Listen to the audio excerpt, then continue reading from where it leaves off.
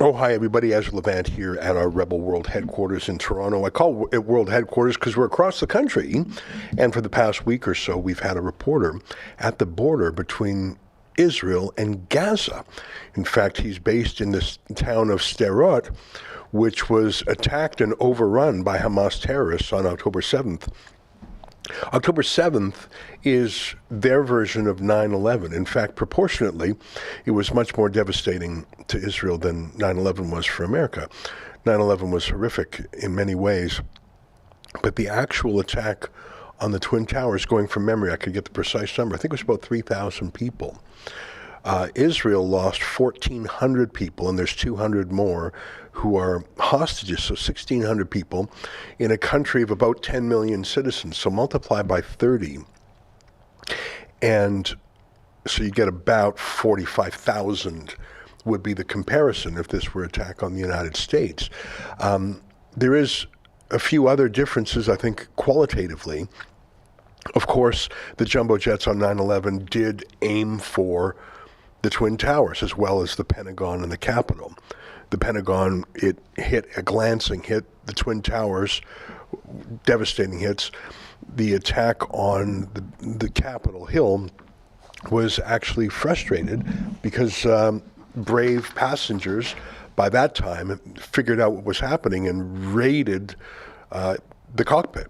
And the plane crashed into a field, killing everyone aboard, but saving lives had it attacked the Capitol Hill.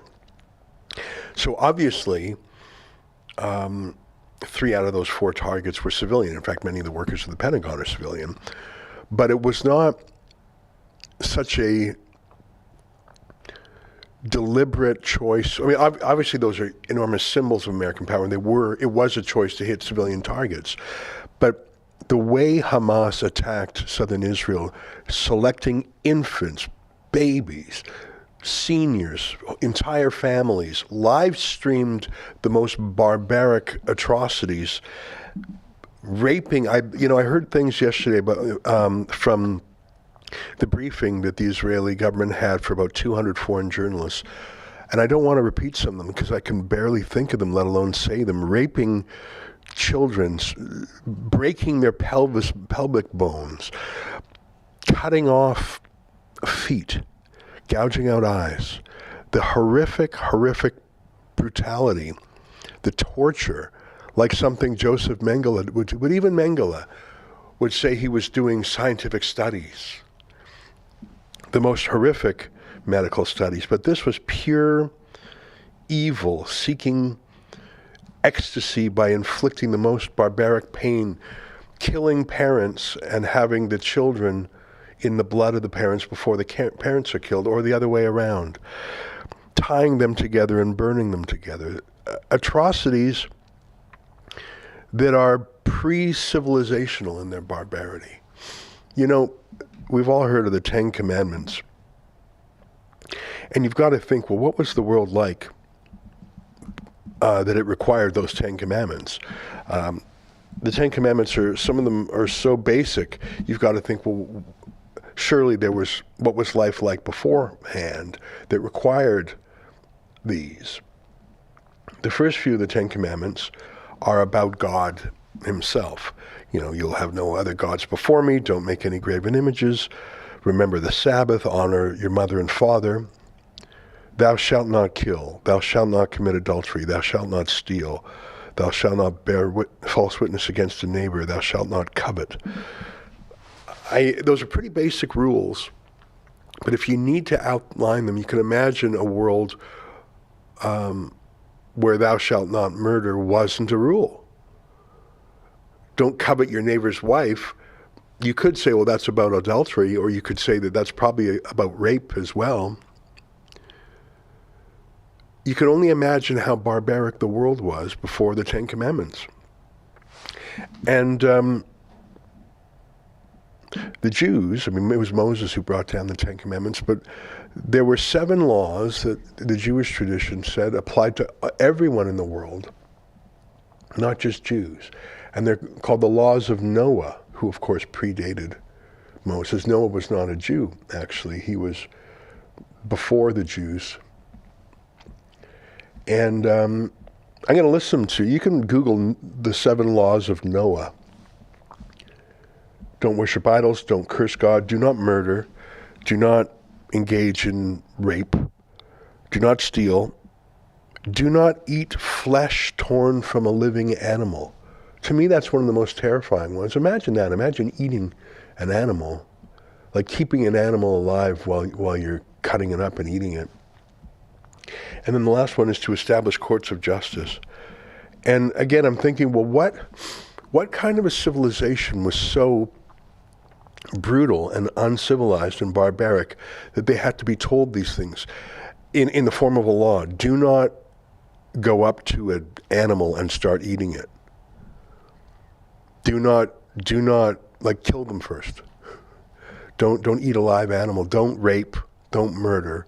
We got to write that down because apparently people here don't know it. Like, these are ancient codes of morality. You can only imagine what life was like before. And we have some historic record of what life was like before.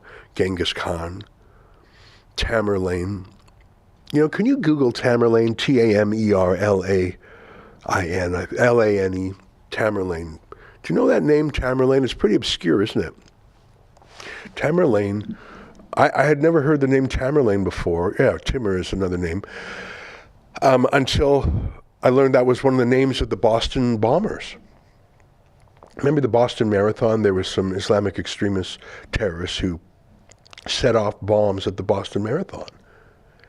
And there were 2 brothers, the Tsarnaev brothers, Tamerlane Tsarnaev and I forget the other one's name. And let me read a little bit about Tamerlane. He was 700 years ago, 600 years ago. He was a Turco-Mongol conqueror in the 14th century. He was regarded as one of history's greatest military leaders and strategists. He founded the Timurid Empire. The empire was large and included Turkestan, Afghanistan, Persia, Syria, etc. He conquered southern Russia, parts of India. He invaded Delhi. He called himself the Sword of Islam. In 1402, his vast empire stretched from Izmir, which is in Turkey, to Xinjiang in the east. That's the Chinese province. Not related to Genghis Khan, but claiming to be a successor, he caused the death of thousands of people. I think this summary has been Bowdlerized. I think someone has gone in and edited this. That's the thing about Wikipedia. Because Tamerlane is actually the greatest murderer in the history of history. Perhaps in prehistoric times, there were people who killed more, but we don't have records of that. But Tamerlane killed 5% of the world. 5% of the world. He killed 5% of the world. I mean, think about what that would mean today. That would mean like someone killing 400 million people today. And he was brutal. And he was brutal on purpose. He wanted the whole world to be terrified of him. 400 million people in today's proportion. I think back then the world was maybe 1/10 the population it is now, if that.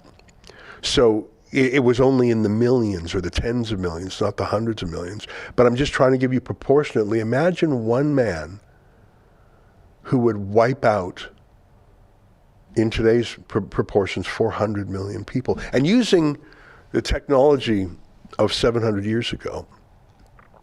I'm sorry I sent you to Wikipedia. It's obvious that that would be like going to a Wikipedia page for Hitler and saying he was a great military strategist who conquered the world from France all the way to, Albania or whatever. Yeah, that is part of what he did, but he did other things too. Tamerlane, or Timur, was actually most famous for murder. And that's why I thought it was interesting that one of the terrorists in the Boston Marathon bombing was named after the history's worst murderer. If you can find something on that, my mistake for sending you to Wikipedia. I'm pretty sure that's what happened there, is that they tidied up that history of him. Jakar Tsarnaev and his brother Tamerlane. I'm just trying to say that what we have seen by Hamas, the gleeful joy and the bragging associated with monstrous cruelty, is a reminder that ancient demons are with us still, and we have created a Disney-fied version of the world where bad guys are just misunderstood, and if we can all just reason together, we'll all agree on something, some sort of compromise, and there'll probably be a McDonald's restaurant there and a Starbucks, and we'll make we'll just remake Snow White in a way that's, a little bit more woke, and we'll all find a happy consumer outcome. But that's not possible. That is Eurocentric, as they would say. That is West-splaining. That goes back to what we talked about the other day with Howard Jacobson's, is it Howard or Harold Jacobson, the columnist for The Independent, who 22 years ago, when Muslim terrorists blew up the nightclub in Bali, said, do not replace the terrorist's explanation with your own just because you prefer your own. The cruelty was an essential part of the attacks. Even Hitler hid the cruelty because there was something deep within Germany that he was not able to eradicate in the 6 years between when he took office. Yeah, for example, we're watching right now, here's a tweet from the government of Israel. These sadistic monsters film their crimes against humanity with GoPros. And so this is literally, it looks like a video game, doesn't it? Except that's real. Those are real homes. You have a terrorist going house to house, murdering. I think I've seen this one before. There's like a grandfather in there, and he just murders him. And that's just murder. That's just a bullet to the head. That's not the depraved violence. What this actually reminds me of, let me see if I can find something more about Tamerlane. But it actually reminds me of, I just went to Encyclopedia Britannica for Tamerlane. Timur, also spelled Tamerlane, was chiefly remembered for the barbarity of his conquests. I'm just on the Encyclopedia Britannica page.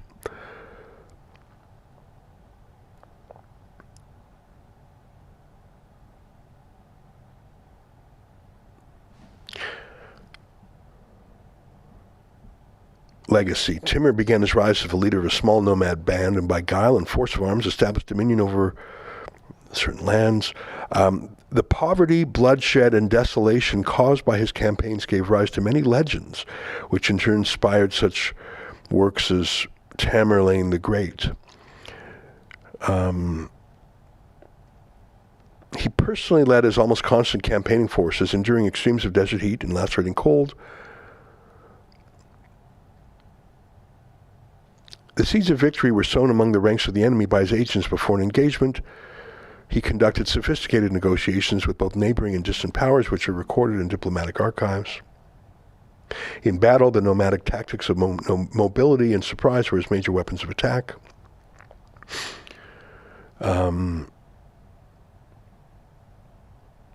Anyway, so I won't read any more. I think what I'm getting at is that if you were born after the Second World War, which I'm sure everyone watching this was, because if you were, you'd have to be, unless you were an infant, unless you were born literally 100 years ago, all of your memories have been generally those of global peace. I mean, if you were born in 1930, so you would be in your 90s now, then you would have sort of a child's memory of the barbarism of the Second World War, not just the Holocaust, but the absolute massive carnage. In China, you would perhaps know about the massive murders of tens of millions under Mao Zedong, much of which was through disease and famine. But really, if you were born after the Second World War, you could say you lived in the greatest era of peace in history. It was a Cold War, that's for sure, but the violent power of the atom bomb is precisely what ensured peace. For 50 years, the concept of MAD, mutually assured destruction, ensured that the two great powers of the age did not in fact go to war with each other. And life was certainly brutal under the Soviet Empire, but it was not completely lawless. It was totalitarian, that's true. But you could live your life without being tortured, murdered, raped. There was a stability to it. Unless you were some sort of refusenik or freedom activist, and of course you would be arrested and possibly tortured and possibly killed, of course. But I'm saying for an ordinary Russian or ordinary Ukrainian, or I'm talking about the whole Soviet Empire, which included now independent countries, Latvia, Lithuania, Estonia, Georgia, Kazakhstan, Kyrgyzstan. There was all these former Soviet republics. Some of them had more or less authoritarianism than others. Some were particularly brutal, Albania, Romania. But there was a kind of security. If you did not quarrel with the state, you could live generally unmolested. You would have a poor life, an unfree life, a life of fear, but you would not have the violence of Tamerlane or the violence of the Nazis. So even those under Soviet domination had some sort of security. Obviously, we despise what the Soviets did, and their secret police killed countless and imprisoned more. But the kind of pre-civilizational, pre-Ten Commandments, pre-Noahide law cruelty, honestly, it reminds me visually of the Aztec sacrifices. Can you call up some B-roll of Mel Gibson's movie Apocalypto? We've talked about this movie before. One of the reasons I like Mel Gibson so much is that he understands Christianity not just as a religion, but as a religion that replaced and displaced other belief systems. That's powerfully evident in his movie, The Passion of the Christ.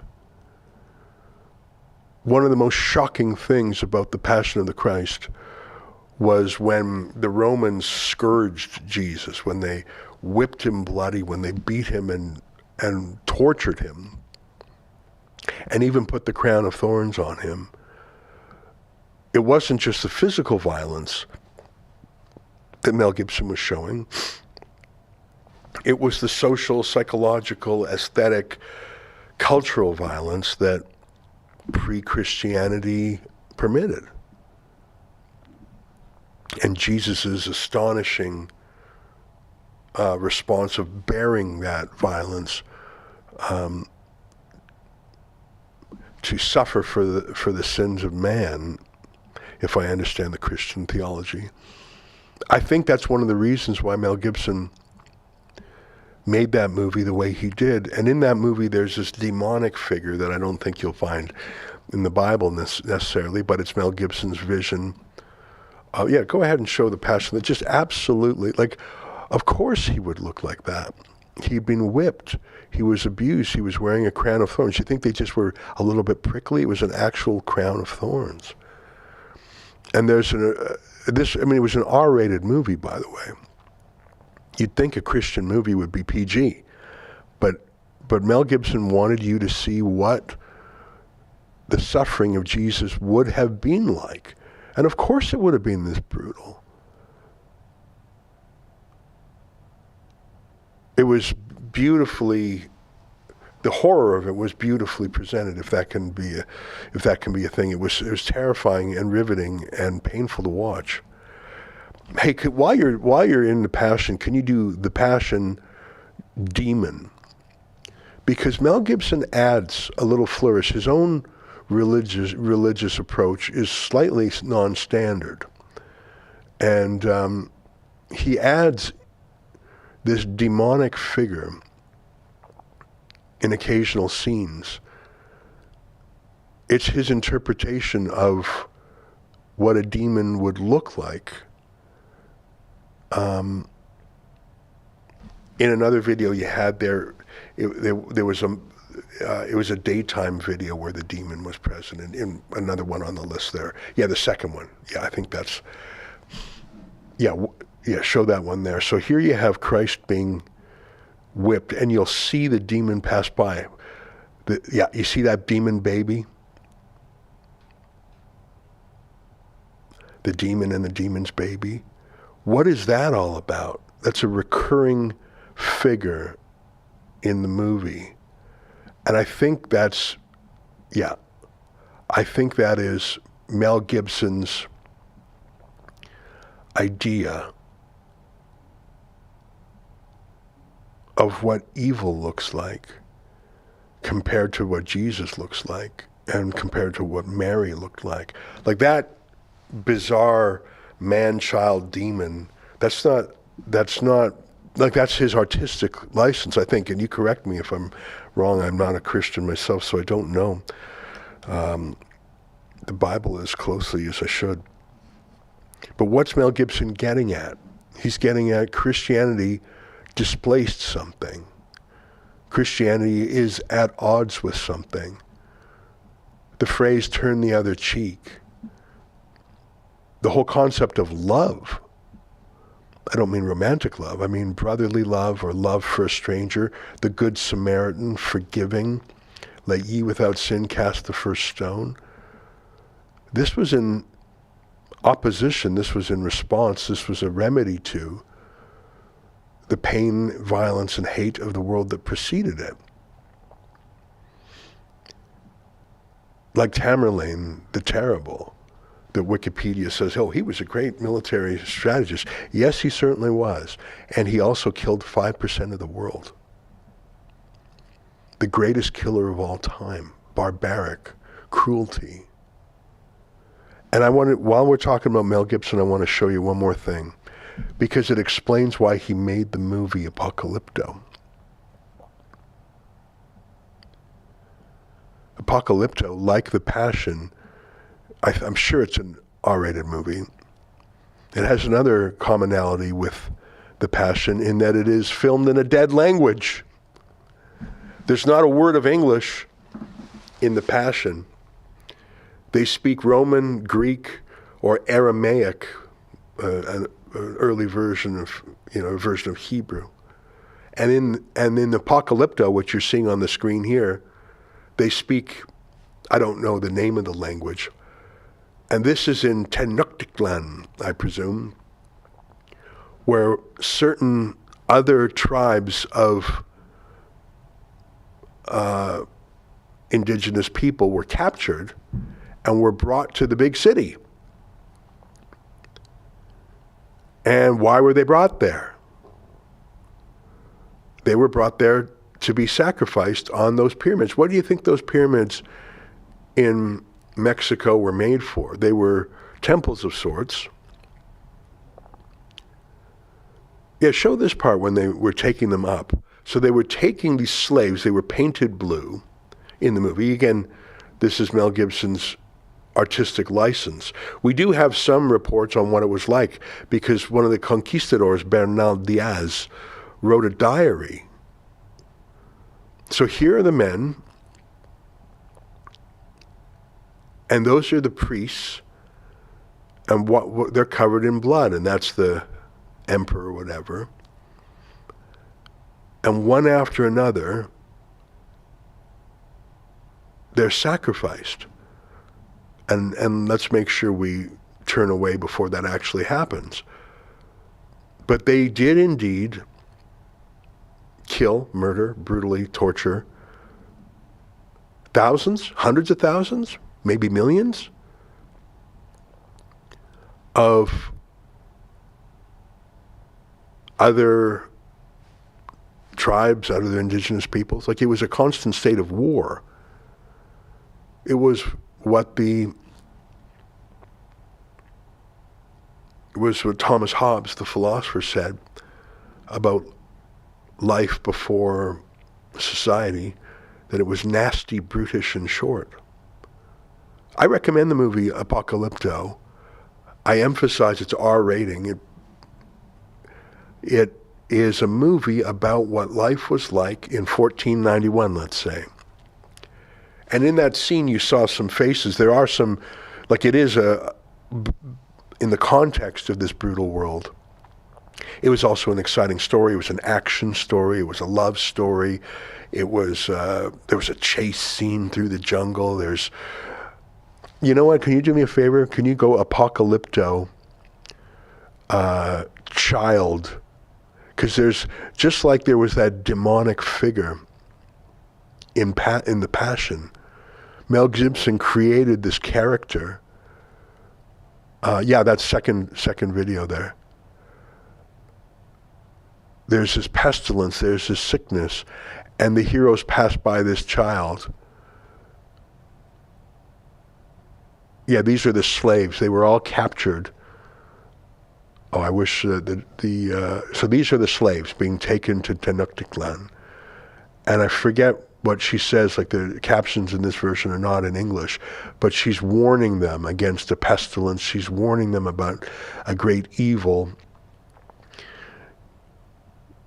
She wants to hug them, but they're worried that they'll get some disease that she has, so they push her away.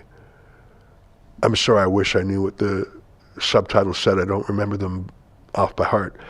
But Mel Gibson plants these little symbols in his movies. I'm going to give you a spoiler alert now, because I'm going to spoil the movie for you if you haven't watched it. I'm going to explain to you, if it's not already obvious, why Mel Gibson made a movie about Aztecs and human sacrifice and cutting out the hearts of their victims live, which is, by the way, is what ISIS did. And it sounds like Hamas terrorists did similar things when they attacked Israel 2.5 weeks ago. Why would Mel Gibson make an obscure, dead language movie with no known actors? Like, did you recognize any of those faces in that movie, Apocalypto? Of course you did. Now, you may have recognized some of the actors in The Passion of the Christ. James Caviezel, who played Jesus, is I'd call him a B-list actor. He's a good actor. He's just not super famous. Monica Bellucci, one of the most beautiful actresses of the 80s and 90s and thousands, I guess, was in it too. Like, there were some, quote, famous actors and actresses in The Passion. But of course you don't know any of the actors in Apocalypto. They were speaking an indigenous language. They look the part. Can you find on YouTube the final scene of Apocalypto? I think if you just say Apocalypto final scene, you'll know what I mean. Why would Mel Gibson make this movie, other than it's visually stunning? I think it won an Oscar for costume design or set design or something. Like, it's the best imagination of what Tenochtitlan would have looked like. Yeah, so put this on the screen here. So they had this final battle, this final chase in the jungle. As you can see, this is the hero here. He's trying to reunite with his wife and their new baby, and they're chasing, they're running in the jungle. It's a downpour, and they come to the coast and they see something they've never seen before. They've never seen ships before.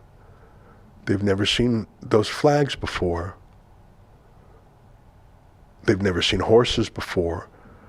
They've never seen men with oars They've never seen men with those hats. They've never seen men with that color of skin before.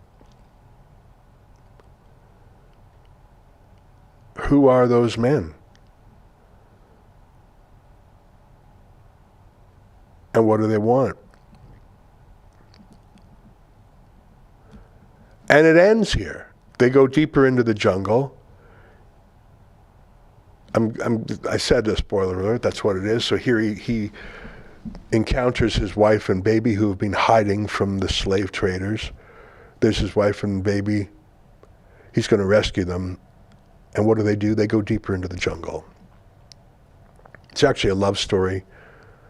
Terrifying. It's a happy ending in terms of, so he rescues his newborn baby.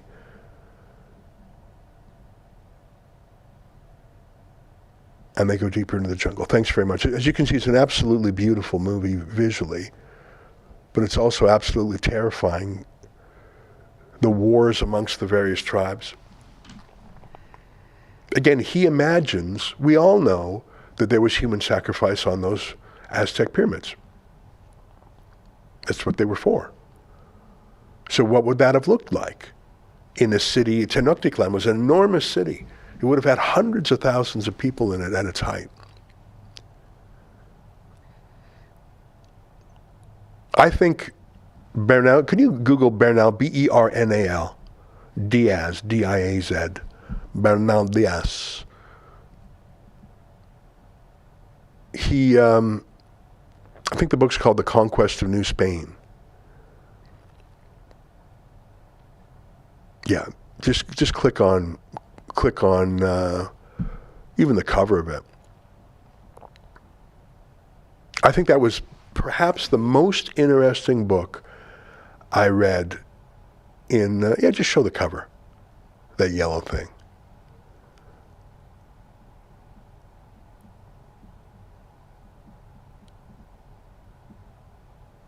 The most interesting book I read in undergrad. Absolutely riveting every single page. Absolutely, it was obviously written in Spanish, translated into English. The Conquest of New Spain by Bernal Diaz. He was there when this ragtag group of a few hundred conquistadors, and some of them were misfits, and some of them were criminals, some of them were adventure seekers. They were the best and the worst, and they managed to subvert an entire subcontinent. That's what I'm calling Mexico. Through violence, through negotiation, through technology, and through disease. They brought with them diseases that were unknown in the New World, to which the Aztecs had no resistance, no natural immunity. And I think it's clear that one of the main reasons the conquistadors were successful was because there was essentially a wide-ranging civil war in Mexico, and the Aztecs were overstretched. Now, I'm forgetting some of the details, difference between the Aztecs and the Mayans and the different groups, so forgive me if my particular details, I haven't read that book in over 25 years. But I couldn't get enough of that book, how vividly he told the story. And I was taught that course, Latin American history, which was a strange course for me to sign up for. I was in business school, and then I went on to law school. I have no idea why I signed up for Latin American history, but it was the most interesting course I took. My professor was amazing, and this book was the center of it. And there's a lot of criticism of the conquistadors and the colonization of South America, of course. By the way, there's another amazing movie in English. Can you throw on The Mission with Jeremy Irons? Just give me some B-roll of The Mission. Now that's a hell of a movie. Robert De Niro, Jeremy Irons. I guess it would take place maybe 100 years later or 50 years later in the rainforest where the church is evangelizing. Yeah, just throw that on the screen. And trying to convert these folks to Catholicism. And there's love story. Here there's dramatic knights in armor. Here they're putting a priest on a cross and they're throwing him over the Iguazu Falls. There's that priest played by Jeremy Irons. It's a hell of a movie. It's called The Mission. Absolutely beautiful soundtrack by Ennio Morricone. Robert De Niro at his prime. Yeah, put it back on. They were punishing. Anyway, it's about the battles for New Spain, and the heroes are the priests who are trying to do the right thing by these people in the middle of the jungle, but there were larger political battles over who got what resources, who got what land. I mean, there was enormous riches. The richest silver mine in all of history was, I think, in Peru. There was so much silver it caused global inflation. Like it was. I'm not going to guess maybe let's look it up here. Peru silver mine.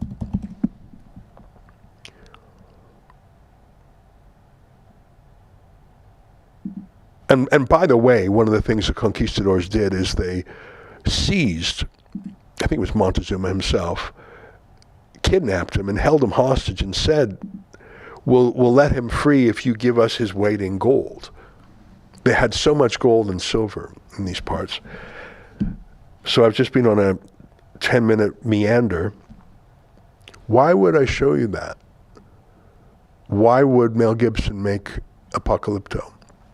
Why would he have, a 90-minute movie of the brutality of being a slave in pre-Columbus Central America? Well, and why would he show those Christian conquistadors at the end? They were conquistadors. They were swashbuckling soldiers of fortune, but they also brought with them religion. They brought with them missionaries. So that second movie I showed you was called The Mission. So these countries were conquered, and economically, they were made to submit to the Spanish and the Portuguese Empire. And the French were in the Caribbean also, Haiti, Martinique, and the British, obviously. There was an enormous rush to colonize the world. And here we are in 2023, and we talk about decolonization and how colonialism was evil. But Mel Gibson, and he made that, when did he make that movie, Apocalypto? That's got to be 20 years ago now.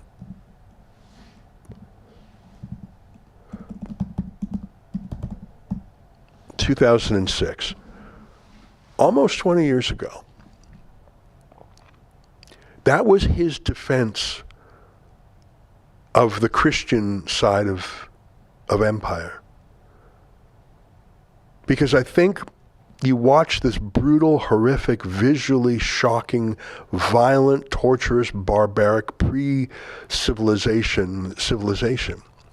Yes, the Aztecs were a mighty civilization. In their own way, they were a great civilization. But if you watch that movie, you cannot but come to the conclusion that Mel Gibson did, that they were a horrific, brutal civilization that mass murdered people and sacrificed them to sun gods. In fact, the apex of the movie is when there is an eclipse. It's a shocking moment in the movie. It's an incredible moment in the movie where the entire Aztec Empire is stunned by this eclipse. Did they do something wrong? Are the gods punishing them? What does it mean? And if you don't have, if you worship the sun and the sun goes out in the middle of the day, or if you worship other pagan gods, and if your form of worship is human sacrifice, you have the brutally violent life that is depicted in the first 90% of that movie, first 95, 99% of that movie. And I believe, and obviously I've never talked to him about it, but I believe that the reason Mel Gibson, who was a very serious Christian and Catholic, I think the reason he made The Passion of the Christ is he wanted to tell that story from his own religious point of view. And he infused it with his visual imagination of what it would be like to torture Christ. I think his motivation for making Apocalypto was to remind the world, cinematically, that whatever ills or flaws came with the Catholic Church and came with the conquistadors and came with the missionaries and came with the conversions of South America to Catholicism, whatever brutality was done in Christianity's name, whatever the flaws were, it replaced a psychopathic, murderous regime, a pre-civilization. Now, again, they were a mighty civilization. They had military technology. They had agricultural technology. They had astronomical technology. They had military technology. They had diplomatic. They had all sorts of technologies that you would say, well, that is a rich culture indeed. And they were mass murderers.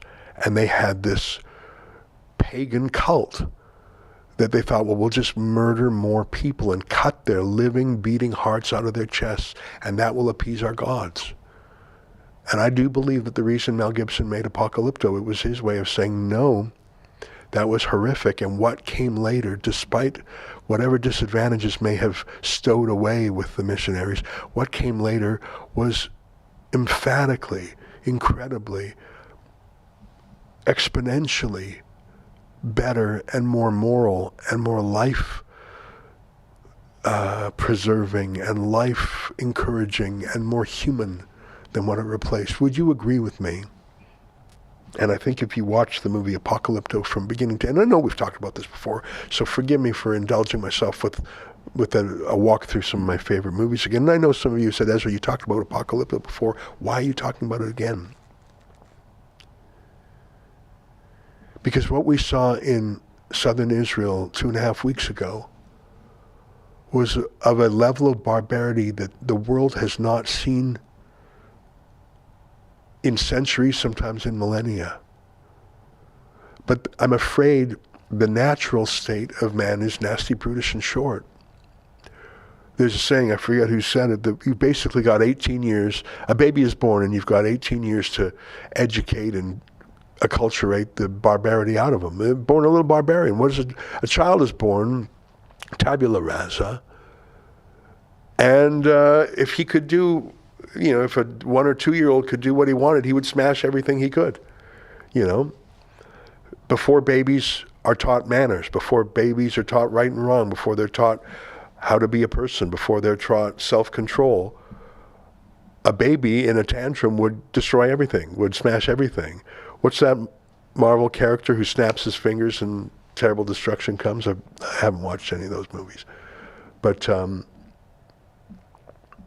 you basically have 14, 16, 18 years to take a baby and to tell him how to be a man, how to be a woman, how to be a citizen, how to be in control of yourself, what's right and wrong. You got 18 years, maybe only 16, maybe only 14 years. Because a baby who is born is not born good. I mean, they're born pure, but they can be, if they are not shown the right path, they can be as barbaric as an Aztec child sacrificer. They can be as barbaric as Timur the Great, so great he killed 5% of the world. So great that one of the Boston Marathon bomber terrorists was named after him, I guess. And so what happened in Israel 2.5 weeks ago is not stomped out forever like, oh, we eradicated polio, oh, we eradicated malaria, or whatever, we eradicated smallpox. It was an anomaly, we got rid of it, never again will there be smallpox unless it's cooked up in some Bill Gates lab. You can't just eradicate barbarism because it is in the human heart. You have 14, 16, 18 years to train the human heart and mind to reject it, to control it. The Greeks said, know thyself. The Jews said, control thyself. The Christians said, give thyself. I think it was sort of a ideological harmony to those. But not everyone believes in that. Not everyone believes in control yourself. And certainly not everyone believes in give yourself. And what's terrifying for me about the last 2.5 weeks is not just the pure barbarism that we observed in southern Israel, but it's the glee in the West, in the civilized West. The glee in Toronto and Ottawa and Montreal and Calgary and Edmonton and Vancouver, in Chicago, in LA, in New York, in Washington, D.C., in Minneapolis, in London, England, terrifying, in Paris, in Berlin, in Milan, in Berlin, in Stockholm. All of the cities I've just listed are in the Christian West, aren't they? In the post-historic West. We're all supposed to be Disney consumers eating our McDonald's and logging onto the internet and downloading Netflix or whatever. Like we're supposed to be post-historic, right? We're supposed to be in this steady state. After it's all done, all the bad things are done. The bad things are in the past. We are the highest heights of civilization. But I think what has been the revelation for me in the last 2 weeks is that for a lot of people, that was just a facade beneath their happy face. You know, I mean, there's an Islamist that Trudeau appointed, his chief of Islamophobia. Her name is Amira El-Gawabi, if I'm getting her name right. And for years she had a move. She would go on TV shows and she would wear a hijab and she would bring on the set with her a Tim Hortons cup. Just always Tim Hortons, and have a sip, because that was her way of saying, hey guys, I'm a Canadian. I just happen to wear a hijab. I'm a Canadian. I love Tim Hortons just like you. We got so much in common. Like I say, the post-industrial, post-everything world, post-national world, we're just consumers. Did you see the latest episode of this show? I don't even know what the current shows are. Did you see Dancing with the Stars? Did you see The Voice? Did you see American Idol? You know, I'm showing that I don't even know what the hot shows are these days. You're drinking Tim Hortons. Of course you are, because you're just like me. But she and so many others have shown that was just a surface. That's just a veneer. And underneath it, that barbarism lurks. October 7th, Israel's 9/11,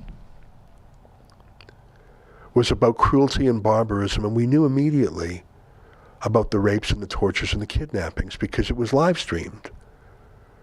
The very first tweet I saw about it, I was with my family on Thanksgiving and I wasn't really paying attention to Twitter, and I saw that the Ayatollah of Iran had tweeted a video showing hundreds of Israeli teens and 20-somethings running in a field away from terrorists. They were at that outdoor dance party. And I looked at the video, and I just saw a few lines about what the Ayatollah said. And I didn't, like I just said, okay, a bunch of people running, what is that even? I didn't even understand. I just glanced at it because I was with my family. The very first note I saw about Israel's 9/11 was a tweet from the Ayatollah about children being massacred. He was so proud of that. Children being massacred, the first thing. And so all the rallies of exhilaration and exuberance were based on the massacre and slaughter and rape and torture and kidnapping of women and children, of civilians. Like I say, that day, Israel was not defeated. There is no Palestinian state.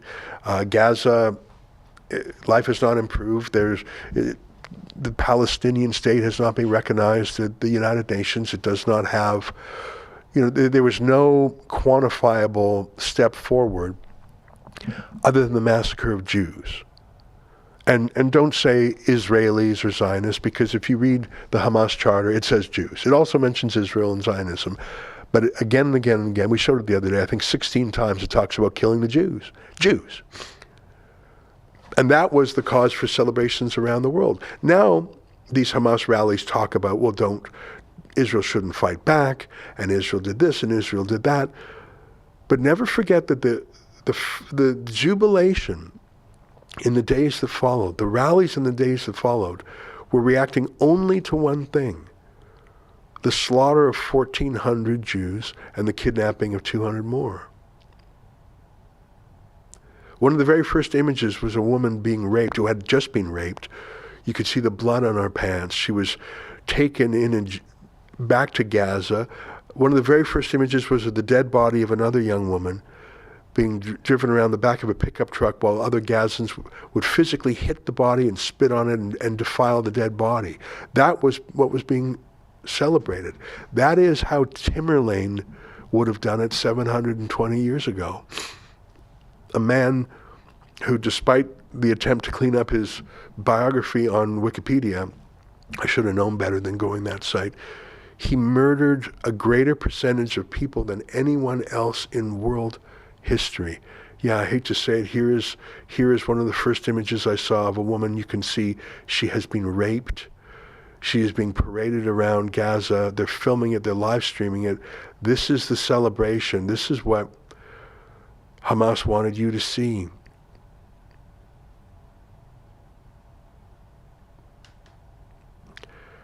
That's barbarism like they had in pre-Columbus Central America. It's barbarism like they had under Timur or Timberlane, the world's greatest killer. And to see that celebrated in the Christian West by two kinds of people, by woke white people who have been taught to hate their own homelands, and by people who have come to the West from these horrific places and have, like Amira El-Gawabli, only a veneer of liberalism to them. And when push comes to shove, they'll side with the murder of their historic enemies, their genetic enemies. To kill children who are morally not culpable of anything, the children, babies, in one horrific case, to cut a baby out of its pregnant mother's body and behead the fetus, which is one of the things that happened. That is a Stone Age level of barbarism. That is like the child sacrifice of the Aztecs. That is like the pure monstrous cruelty of Timberlane. And that's what has caused me the most concern in the last 10 or 17 days, however long it's been. I'm worried about World War III. I'm worried about the gathering storm. I'm worried about Iran and Russia and Turkey and Hezbollah and Hamas. I'm worried about all that. I'm worried that Joe Biden is the worst leader possible for that. I'm worried that the U.S. military is weakened, not just in terms of its equipment and its ammunition, but in its morale. And I'm worried about China entering the fray. I'm worried about all of these things. But what actually causes me the greatest worry is the home front here, that we now know we have in our institutions, in every university, in many city halls, in many parliaments and legislatures, thousands, tens of thousands, I would say hundreds of thousands of barbarians. And I'm not just saying that, oh, he's such a barbarian. No, I mean actual barbarians. I mean actual people who are fine with murder, who love murder, who celebrate murder.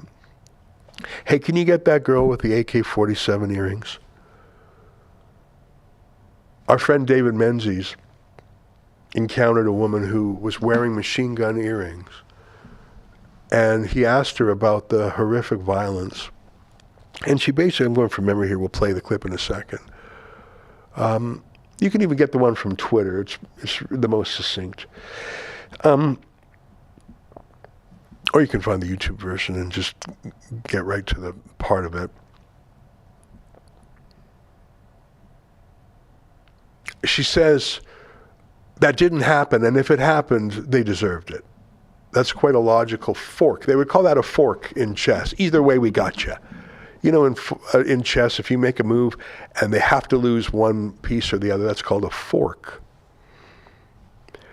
So this pro-Hamas woman, who I think was born in Canada, She has a tiny bit of an accent, but I think that's just like a Mississauga accent. So you can't blame some foreign government for operating. She's a Canadian.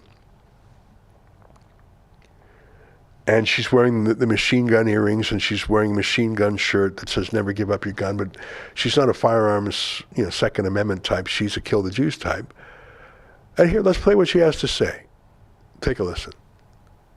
Terrorist group. Oh, it isn't then. First of all, Hamas is not a terrorist group. Hamas is not a terrorist group. What is it, like a motorcycle club? It is a resistance that has been fuming for 75 years of colonialism, of occupation, of murder, of rape, of little children, of women.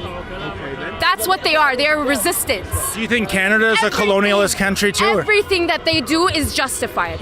Including what happened last week? Every single thing they have done is justified. Ma'am, there were children murdered, there were babies beheaded. Babies beheaded, really? Please educate yourself. Please check the news, because as a news reporter, you gotta check the fucking news, because they said that shit was fake, okay? Multiple times. Different channels, even Biden himself, his ministers and his idiots said himself that news was fake. So, there's no 40 beheaded babies. And there were no 1,300 deaths in Israel?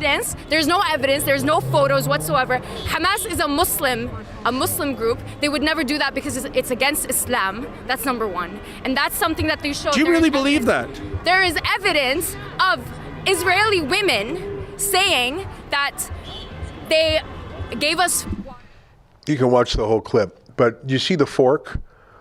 Everything they did was justified. Everything they did was justified. Oh, and also, they didn't do it. And Islam would never tolerate that. Well, it's in the Hamas charter, and I wonder what Tamerlane would say.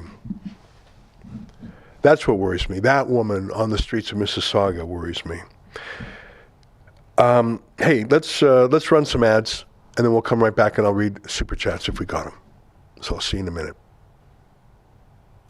Come on out November 25th. It's all aboard the Freedom Train in Niagara-on-the-Lake. You can check Rebel News for updates and also the Freedom Passport site. Tamara Leach, who led the truckers' convoy, will be sharing the stage with some of the finest international recording artists, like the Chops Horns from New York City, who's played with Alicia Keys, Stevie Wonder, the Rolling Stones, and many more. Plus New World Sun, just off a European tour, and the legendary R&B master, Leroy Emanuel. Get on the Freedom Train with Tamara Leach. Saturday, November 25th at Niagara-on-the-Lake Central Community Center, 680 York Road. Get your tickets today at freedompassport.ca. The Freedom Train is coming. Know your rights. Know your freedoms. Hey, Ben Shapiro here. This November, the Wilberforce Project is bringing me to Canada. If you want to fight the woke machine destroying families, join me in Calgary for my talk, hosted by the Wilberforce Project. Go to benshapirolive.ca for info and tickets.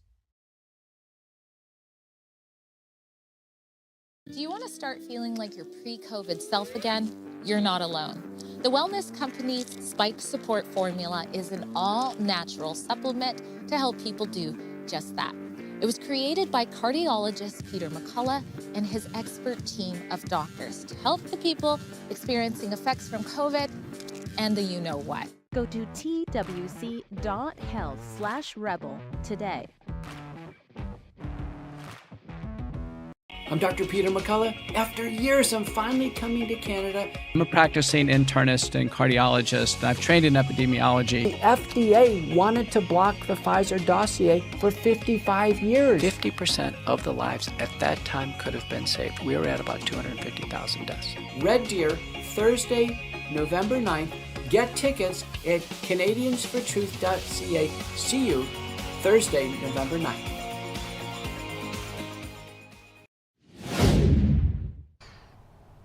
Welcome back. I just wanted to talk about barbarism, because I think sometimes there's a bias about the modern. We know better than any generation past. We're obviously more enlightened. We're more evolved than the past. Oh, haha, there's old grandpa again. Doesn't he know? He's so gauche. He's so uncool. He's so unhip. Look at how he dresses. He says, he doesn't use the most up-to-date lingo. He's so old-fashioned. When you tear down statues of John A. Macdonald, when you rename streets like Dufferin Street, when you rename Ryerson University, because they weren't exquisitely perfect. Dufferin, there's a big street in Toronto called Dufferin, who was actually against the slave trade, and he was working to have it abolished, but the slave economy was so enormous. By the way, every single continent in the world, other than Antarctica, had slavery in it. We just showed you an artist's depiction, Mel Gibson, of what slavery was like in Central America. When slavery was abolished in Canada, the greatest number of slaves were Indian bands having other Indian bands as slaves. The slave economy was an important part of Canadian Indigenous warfare and economy. Obviously, there were slaves in Africa, in the Middle East, in Asia, in Europe.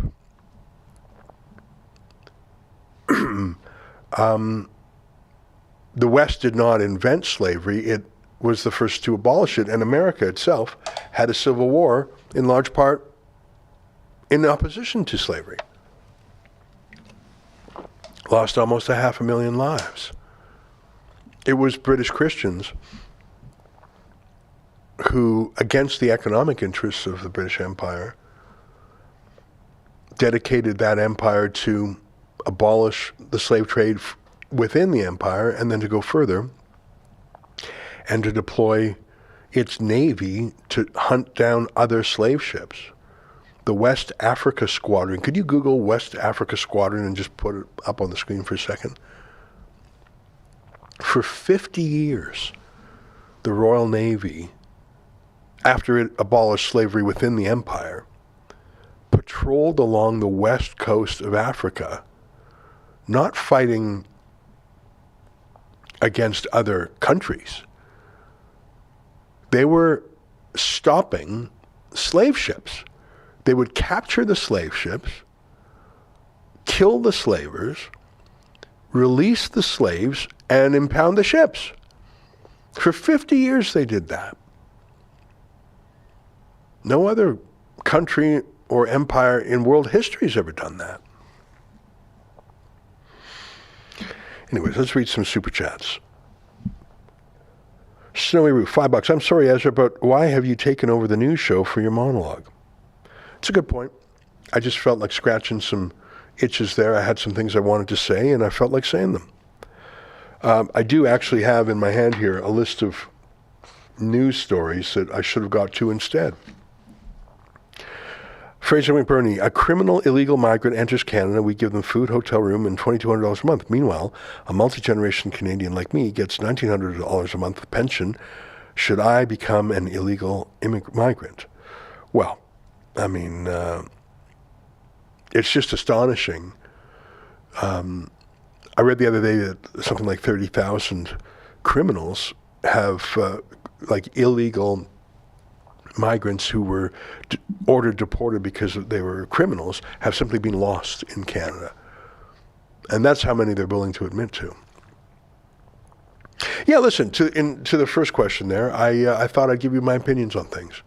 I thought I would make a comparison. I thought I would stretch my legs a bit to give you a comparison between barbarism in prehistory and what we're seeing today. I talked about the 10 Commandments. I talked about the 7 laws of Noah. I imagined what life was like before those that would have made it so horrific. We needed to codify those things. Then I showed you 2 visual images, both by Mel Gibson, that I thought were works of imagination that captured the world when it was nasty, brutish, when life was nasty, brutish, and short. First of all, the violence done to Jesus, and secondly, the violence done by the Aztec Empire, both of which Mel Gibson would say were remedied by Christianity. I talked about how we like to think we're so modern and more evolved, but really every generation has 14, 16, 18 years, whatever it is. Choose your number. Let's say 18. Has 18 years to train the barbarism out of a newborn. And you can lose your civilization in one generation. And what we've done is we have turned our own institutions of liberal education away from liberal education towards illiberal indoctrination, where we teach people to hate their own societies, and we teach newcomers to hate the society that has given them such a warm welcome. To this day, the entire world wants to come to Canada, United States, United Kingdom, other Western places. It's by far a better place to live than many of the countries these folks come from. And of course, some of them are deeply grateful to be here. I mean, some of the best Canadians I know have fled here from horrific regimes. My late friend Tarek Fatah, my friend Raheel Raza, just to name two friends who came here from Pakistan. They prefer the liberty, the secular pluralism of Canada. Others come here and just keep their head down. They're not particularly ideological, but others come here, frankly, to colonize, to use their language, and to despise the country that has given them everything. I think it's a form of national suicide that Canadian-born youth are taught to hate their own country.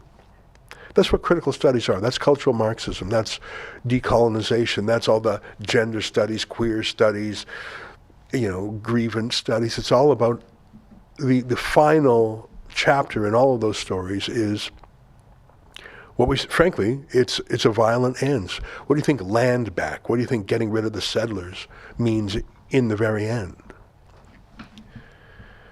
So that's why we were talking about that. I will have a monologue tonight where I talk about other things. I'm going to talk about some new opinion polls showing where Justin Trudeau is in the polls. A little flicker of hope there. And I'll be back tomorrow, and I might decide to share with you my deep thoughts about barbarism, or I might go through the news of the day. There's certainly a lot of it. One more chat I'll read, and then we'll let you go. Let me just scroll down here. Memory Hole says, I know it's wrong, but I wanted Gaza bombed until the sand fused to glass. Thank you for reminding me the response to these Nazi psychos is not more evil. There are many people in Gaza who have been taught since a very young age to hate the Jews. They teach it in schools. Obviously, Hamas controls the media. They're taught to hate the Jews, and they actually don't know any Jews because there are no Jews in Gaza. All they get is propaganda. So it is a fact that there are a lot of ordinary people in Gaza that absolutely hate the Jews. Frankly, there's a lot of people in Syria, Afghanistan, Jordan, Saudi Arabia that hate the Jews too. And by the way, we don't vet those people when they come to Canada, the United States. We just don't. We don't ask them how they are about a pluralistic society. We don't use words like integration or assimilation anymore. But I think Hamas itself, as a terrorist organization, has to be destroyed from the top to the bottom. I think that's an urgent first priority problem, but how do you have a medium-term solution? Let's say you destroy Hamas. Let's say you kill thousands of its terrorists, destroy its infrastructure, its ammunition, its command and control structure, make it impossible for it to do again what it did before. Okay, well, what are you going to do with Gaza? Israel left Gaza in 2005. Israel does not want to rule over Gaza. So who's going to rule over Gaza and not recolonize it as a terrorist base camp again? That's a difficult question that has to be resolved. Probably doesn't have to be resolved right now, but it will have to be resolved. Maminka, $15 says, okay, Ezra, thanks, Ezra, this was riveting. Well, it's nice of you to say. Memory hole, $10. I hope someday you can return to boring us with Shakespearean soliloquies. You know what? I should tell you that I have been, you know our book 1984 that we republished. As you know, the book 1984 is in the public domain, so we republished it with some artwork. Can I tell you what I've been working on in the same vein? You're going to laugh so hard at me. I've been working on a book of poems, not my own. Don't worry, I'm not going to share with you my limericks. That's the only poem I know how to write. But I've been trying to select a group of poems that I think Rebel viewers should get to know. Some of them are from Shakespeare, some are from Kipling. There's a Yeats poem in there. You can probably guess which one. So I've been working on sort of a bibliography, not a bibliography, I've been working on a list of poems that I thought we would publish as sort of the Rebel News book of poetry. Does that sound too crazy? What do you think, Olivia? Is that a really bad idea? You think it's a good idea? Because a lot of my friends don't know Kipling. They don't know Dane Geld. Let's end on Dane Geld. Can we do that? Can you call up Dane Geld, the poem by Kipling? I'm not going to read The Stranger because it's too depressing. But I want to read to you a poem by Kipling called Dane Geld, and then I'll say goodbye. It's 2:13 Eastern Time. So Kipling was a poet who was most prolific around 100 years ago, a little bit more than that. And he was born in India. He wrote The Jungle Book. He wrote a great story that's turned into a great movie called The Man Who Would Be King. Sean Connery, Michael Caine, just a wonderful, I've seen that movie 5 times. I can't get enough of it. He wrote that very that very Eastern poem called If. You know that one? If you can keep your wits while all those around you are losing theirs or something. That's probably his most famous poem. But he wrote a poem called Dane Geld. And just to let you know, by Danes, he means Vikings. Stone Age Vikings, really. Or I guess they were past the Stone Age. They had steel weapons. It's probably Bronze Age or something, maybe Iron Age. Can I read to you Dane Geld by Kipling? It's always a temptation to an armed and agile nation to call upon a neighbor and to say, we invaded you last night, we are quite prepared to fight unless you pay us cash to go away. And that is called asking for Dane Geld. And the people who ask it explain that you've only to pay them the Dane Geld, and then you'll get rid of the Dane. And by the way, that's what the Vikings actually did. They would invade a town, they'd say, we're going to burn your town to the ground, rape your women, sack your place, or just pay us, and we'll go away. So Kipling says, it's always a temptation for a rich and lazy nation to puff and look important and to say that we know we should defeat you. We have not the time to meet you. We will therefore pay you cash to go away. And that is called paying the Dane Geld. But we proved it again and again, that if you once have paid him the Dane Geld, you never get rid of the Dane. It is wrong to put temptation in the path of any nation for fear they should succumb and go astray. So when you are requested to pay up or be molested, you will find a better policy to say, we never pay anyone Dane Geld, no matter how trifling the cost. For the end of that game is oppression and shame, and the nation that plays it is lost. That's Kipling's poem called Dane Geld. Basically about it being extorted. About, well, we could fight, but let's just pay them what they want. Well, they took hostages, and we can just give them some concessions. Well, yeah, once you pay the Dane Geld, you'll never get rid of the Dane. If you let the Vikings invade your town and say we're going to murder and rape and steal, or just give us the cash and we won't murder and rape, they're going to do that every year. And you might think you're being clever by not fighting and just paying, but once you pay the Dane Guild, you'll never get rid of the Dane. By the way, I very much like the Danes. I like the Danes these days. I'm not sure if I would have liked the Vikings of 1,000 years ago, and some of their brutal violence. And that's what I'm talking about. Is that the nature of man is no different now than it was 1,000 or 10,000 or 20,000 years ago. I mean, Cain and Abel, violence and murder. You cannot breed that out of mankind. It is in us. And utopians think we can create a new man. Utopians think we can move beyond our nature to a perfect society, a perpetual peace. But you know what the word utopia means in Greek? It means a place that doesn't exist. It means no place. And I think that we've had a holiday from history, not just the last generation of post-Cold War, but even in its own way, the Cold War. Because we lived and felt peaceful and protected, even though there were thousands of nuclear missiles pointed at us from the Soviets.